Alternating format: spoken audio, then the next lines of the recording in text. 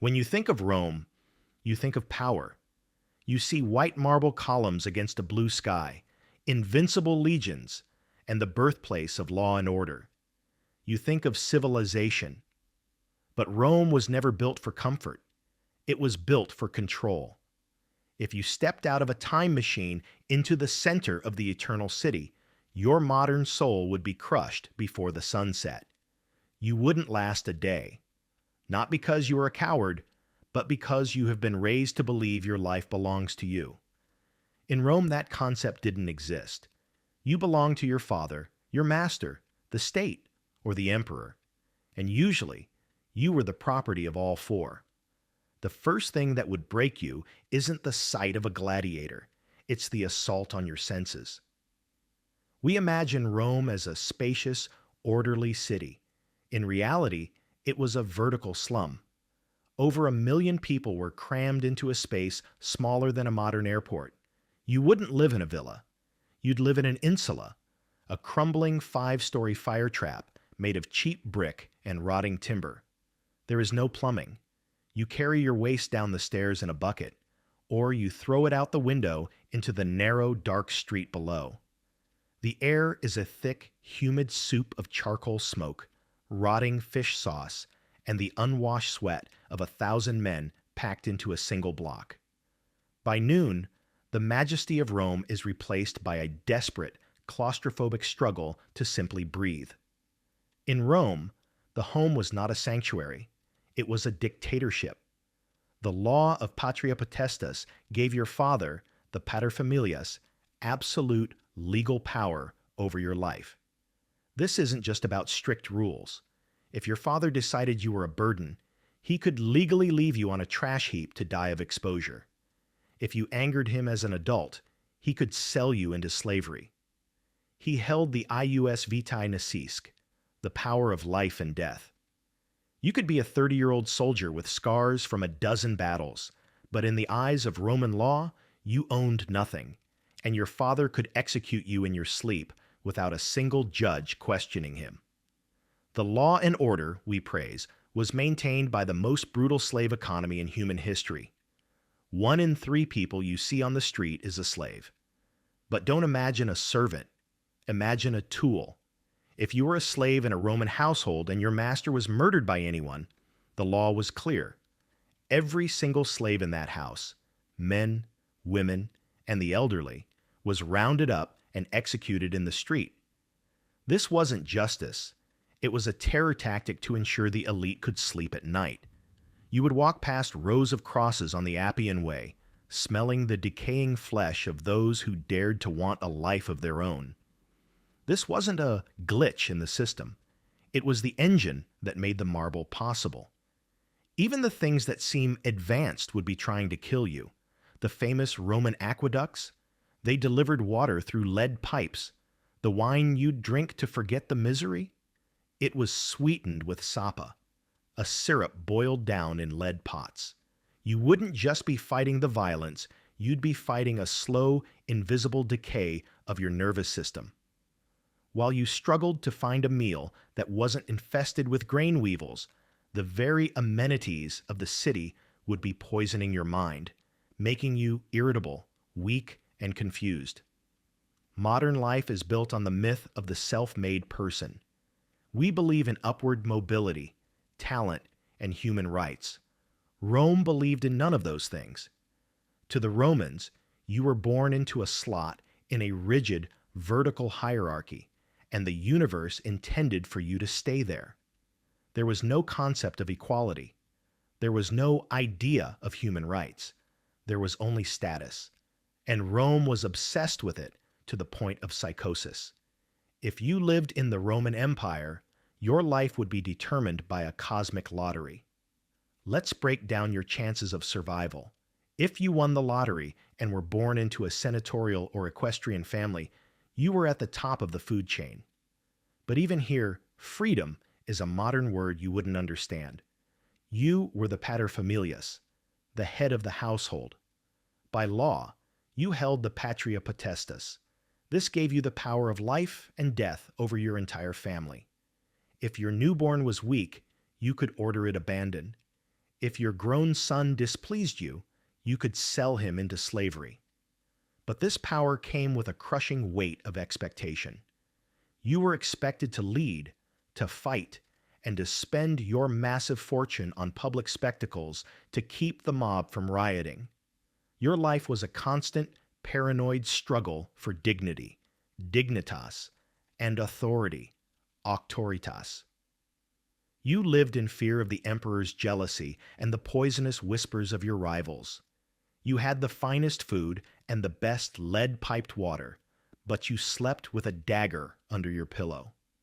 In Rome, even the winners were prisoners of the system, prisoners of... In the Roman world, a woman was never a legal person in the way we understand it. She was a perpetual minor. First, you belonged to your father. Then, you were handed over to your husband.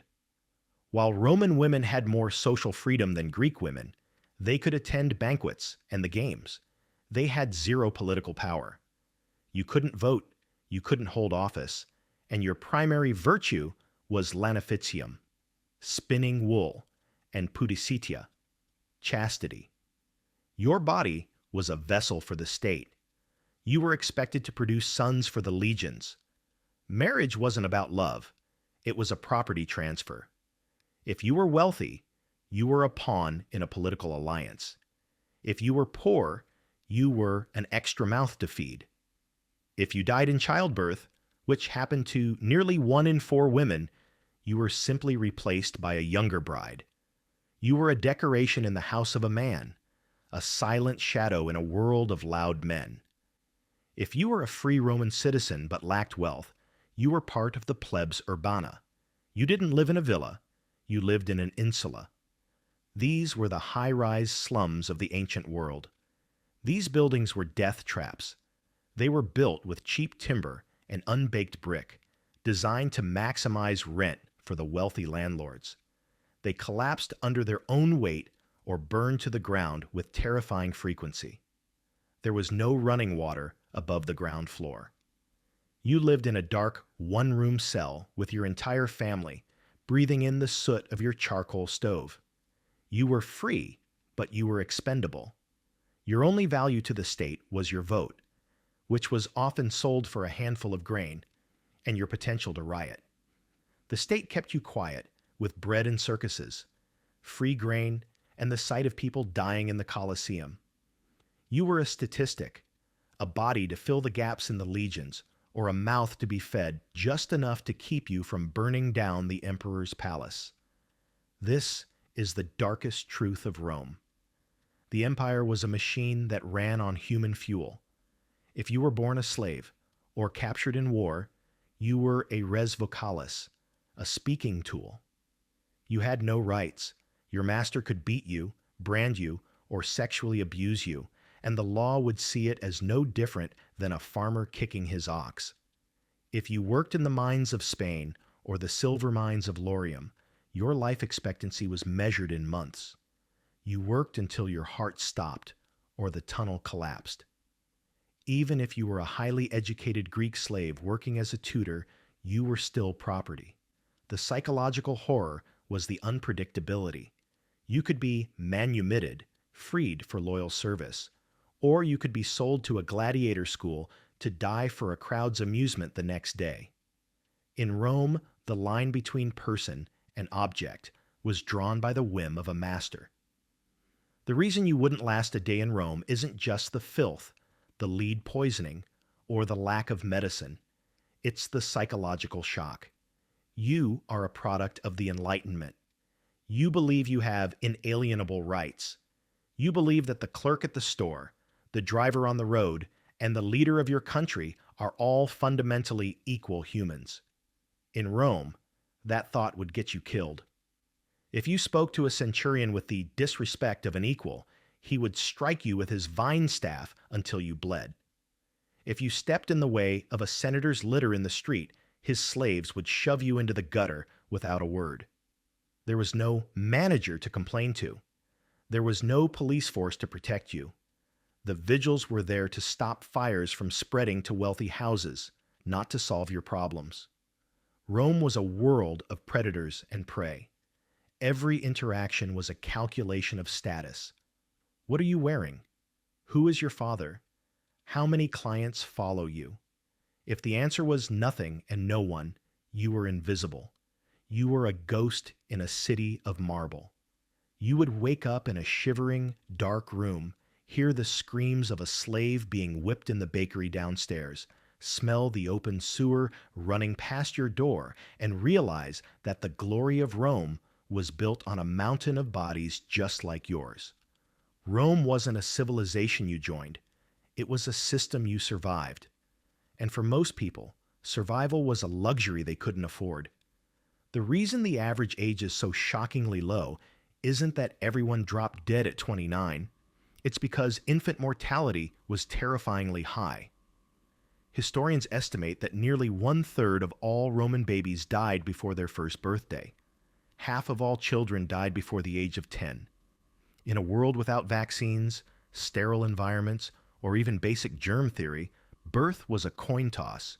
If you were born into a Roman family, your father wouldn't even name you until the 9th day, because why get attached to something that might not last the week, might not last? For those babies, there were no incubators. There was only exposure, the legal right of a father to leave a child on a hillside if it looked sickly, or if the family simply couldn't afford another mouth. Death was waiting at the very first breath. We are told that Roman engineering was a miracle of cleanliness. We see the towering aqueducts and the grand public baths, but movies omit the biological reality. Clean water was a luxury, not a right. The water that reached the city was carried through lead pipes. While the calcium buildup often provided a thin layer of protection, lead poisoning was a slow, invisible predator, causing infertility, cognitive decline, and organ failure. And then there were the baths. To you, a bath means a private chlorinated sanctuary. To a Roman, it was a social hub where you sat in a stagnant pool of lukewarm water with 50 other men. Some of those men had open sores, others had fever. All of them were washing off the filth of the streets into the same pool. These baths were not centers of hygiene. They were petri dishes for parasites, skin infections, and the dreaded Roman eye rot. In the modern world, a small cut is a 5-minute inconvenience. In Rome, a small infection could kill you. Imagine you're walking through the Subura district and you scrape your leg on a jagged piece of stone. Within hours, the bacteria from the street, mixed with human and animal waste, enters the wound. There is no neosporin. There are no antibiotics. There is no concept of a sterile environment. Your wound swells. It turns black. It begins to smell like rotting fruit. You go to a medicus who suggests balancing your humors by cutting you open to let the bad blood out.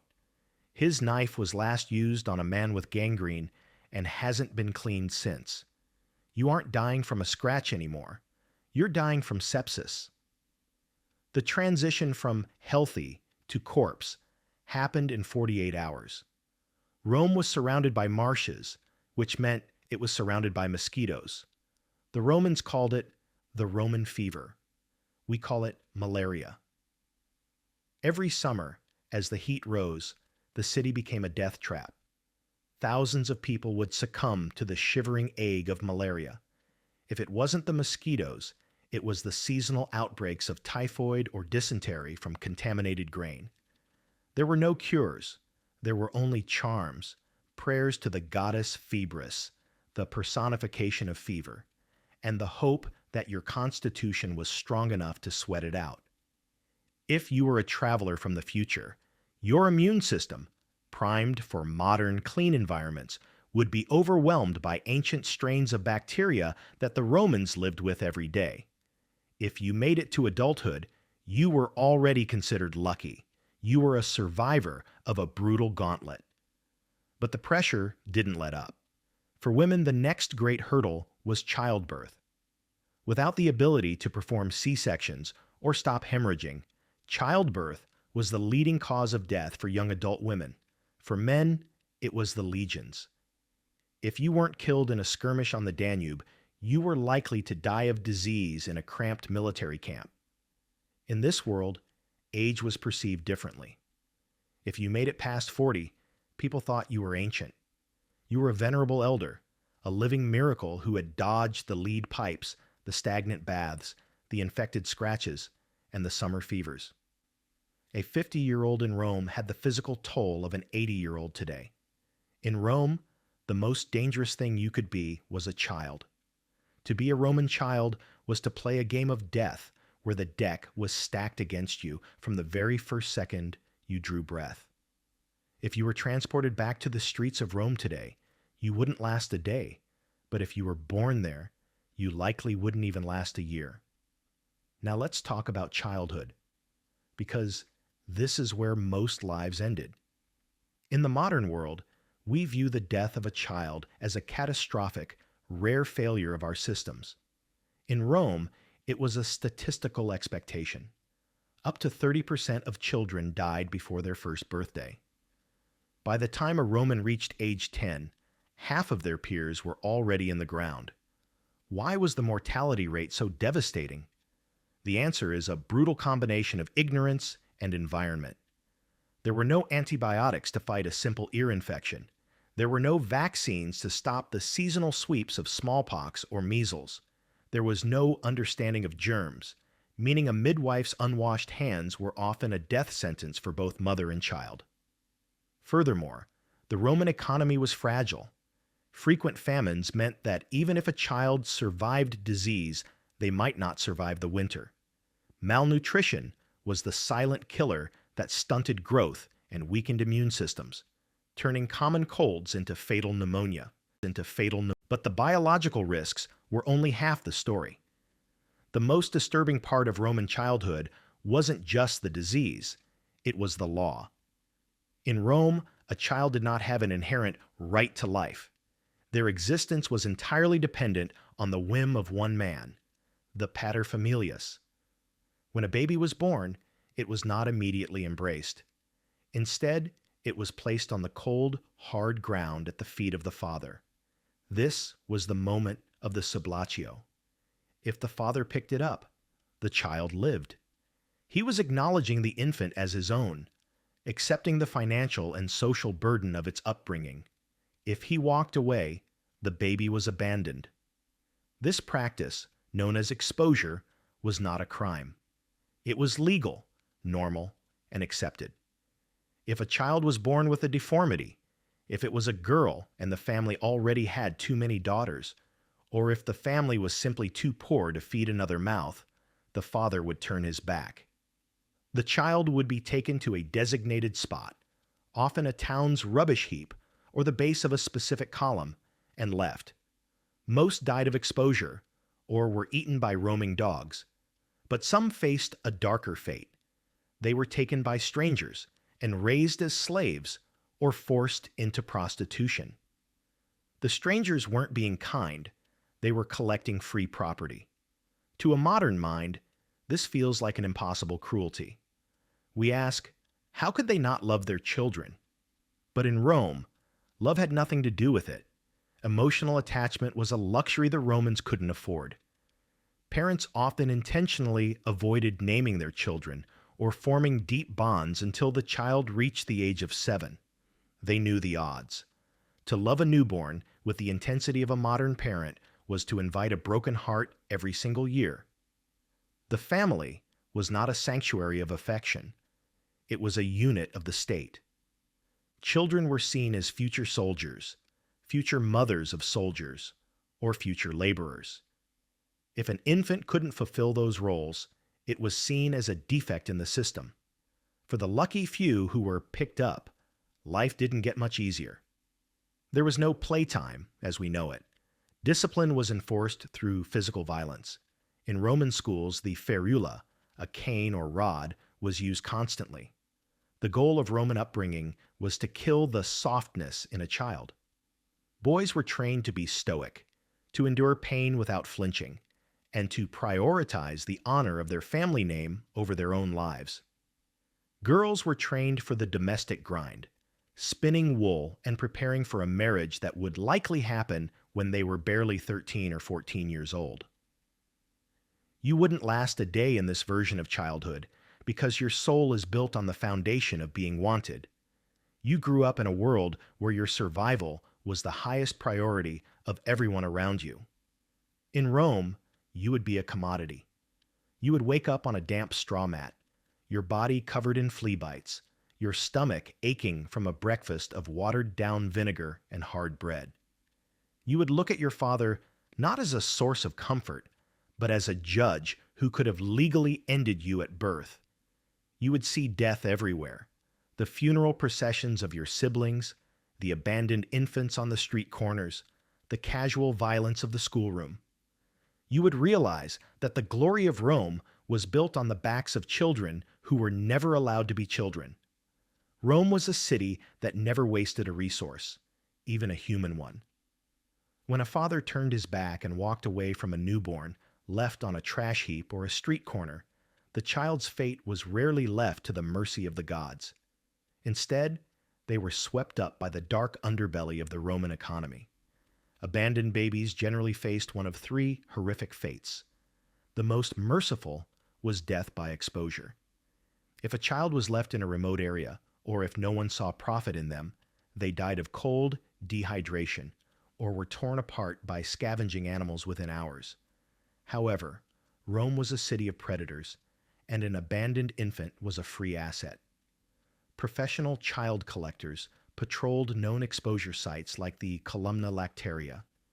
These men weren't saviors. They were investors. They would pick up the infants to be raised for prostitution or sold into slavery. Rome needed slaves. Its entire economy, from the massive grain farms to the lavish urban households, demanded a constant influx of human labor, and abandoned children were cheap. They cost nothing to buy, and while they required years of feeding before they could work, their lack of a family name meant they had no legal protection, no identity, and no hope of ransom. This wasn't cruelty by accident. This was cruelty by design. The Roman state allowed exposure because it provided a steady stream of homeborn slaves who were considered more docile and easier to train than those captured in war. The systemic abandonment of children was the dark pipeline that kept the gears of the empire turning. Let's say you beat the 30% mortality rate of infancy. Let's say you weren't left on a trash heap, or you survived the respiratory infections and the dysentery of the Roman slums. Congratulations, you have entered the world of the Roman adult, where the demands on your body only intensify. Now you face backbreaking labor. For the 90% of the population who weren't the elite, life was an unending physical struggle. If you were a free peasant, you worked from dawn to dusk on land that likely didn't belong to you. If you were an urban laborer, you spent your days hauling massive blocks of stone for the emperor's latest vanity project, or working in the stifling heat of a commercial bakery. Disease remained your shadow. The cramped Insulae, apartment blocks, were breeding grounds for tuberculosis and malaria. Without the safety net of modern sanitation, a single bad harvest meant hunger that could last for months, leaving you too weak to fight off the next seasonal fever. We often imagine Romans as literate philosophers, but education was rare. There were no public schools. Only wealthy boys received it, learning rhetoric and Greek to prepare for political careers. For everyone else, the only education was the mastery of a trade or the brutal discipline of the legions. Literacy was a tool of the elite. For the masses, the only language that mattered was the command of an overseer. In this world, violence was the primary language of authority. Slaves were beaten to maintain order, soldiers were whipped to maintain discipline, and the poor were shoved aside by the lictors of the wealthy. The most terrifying aspect of Roman life was the lack of value placed on the individual. Most people worked until their bodies broke. Roman law and society viewed humans through the lens of utility. If you were a laborer who could no longer lift, a soldier who could no longer march, or a slave who could no longer serve, you were a liability. If you were attacked or murdered, there was no emergency number. If you screamed for help, no one came. In a city where life was cheap, your neighbors wouldn't risk their own safety to investigate a scream in the dark. Everyone was just trying to survive the night. The dangers weren't just the people. It was the very ground beneath your feet. Buildings regularly collapsed. Roman real estate was a world of corruption and shoddy construction. Speculators built as fast as possible using cheap materials to maximize rent. Fires were constant. Rome was a city of wood, oil lamps, and open cooking fires. Once a blaze started in a cramped neighborhood, it moved with terrifying speed.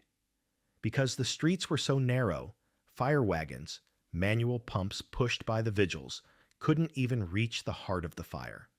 Entire neighborhoods burned while people slept inside. In a Roman fire, you didn't just lose your possessions, you lost your life. Most Romans didn't live in sprawling villas. They lived in apartment buildings called Insulae. These weren't luxury condos. They were the apartments of death. They were poorly built, made of cheap materials like sun-dried brick and timber that rotted in the humid air. To squeeze more profit, landlords built them up to 7 stories high, exceeding the safety limits of the materials. They collapsed often, sometimes without warning, burying hundreds of tenants in a mountain of rubble. In the modern world, the penthouse is a luxury. In Rome, the higher you lived, the closer you were to death. If you lived on the top floor, no running water, you had to carry every drop of water for drinking and cleaning up 7 flights of steep, narrow stairs. Greater fire risk. When a fire started on the ground floor, near shops and kitchens, the stairs acted like a chimney. If you were on the top floor, you were trapped in a wooden cage with no way out. The price of poverty. Ironically, because of the density, even these death traps were expensive. The most cold-blooded part of the Roman property market was the legal reality. If the building fell, the owner faced little punishment. There were no building codes or safety inspections. The elite who owned these slums saw you as a revenue stream, not a human being. If the building collapsed, they simply cleared the debris and built another one on top of the ruins. Food shortages were common. Rome was entirely dependent on grain shipments from Egypt and North Africa. The Mediterranean Sea was a treacherous highway. Winter storms could stop shipping for months. And when grain shipments were delayed, riots erupted. The bread part of bread and circuses wasn't a suggestion. It was a requirement for the emperor's survival. When the silos ran dry, the mob turned into a beast. People died in the streets, not just from starvation, but from the violent suppression of hungry crowds. Hunger was always one bad harvest away, a shadow that followed every Roman from the cradle to the grave. While hunger was a visible threat, there was an invisible killer lurking in the very infrastructure of Roman success. Here's a chilling historical mystery. Rome, the greatest engineering power of the ancient world, was arguably slowly poisoning itself. The Romans loved lead. They called it plumbum, and it was the plastic of their era, versatile, easy to work with, and seemingly miraculous. Romans used lead in water pipes, cooking utensils, and, most devastatingly, in their wine sweeteners. To the Roman palate, acidity was an enemy. To fix sour wine, they would boil unfermented grape juice down into a thick syrup called sapa. The catch? They specifically used lead pots for this process because the chemical reaction between the grape acid and the lead produced lead sugar, lead acetate, which made the syrup incredibly sweet. They were literally pouring liquid poison into their wine and food every single day. They didn't know it was poisoning them. They didn't understand why their joints ached, why their moods swung violently, or why their children seemed to struggle to learn. Modern historians believe chronic lead poisoning affected fertility, intelligence, and mental stability across all levels of Roman society, particularly the elite who could afford the lead-piped water and the sweetened wines. This may explain the more baffling chapters of Roman history: violent behavior, the erratic behavior of emperors like Caligula or Nero, and the declining birth rates among the aristocracy that forced the empire to constantly recruit outsiders to fill its ranks. You wouldn't last a day in Rome because your body would be an immediate casualty of this toxic environment.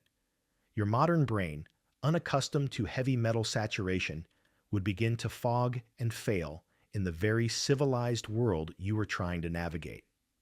When you see the ruins of the baths of Caracalla or Diocletian, they look impressive, vast cathedrals of marble dedicated to hygiene.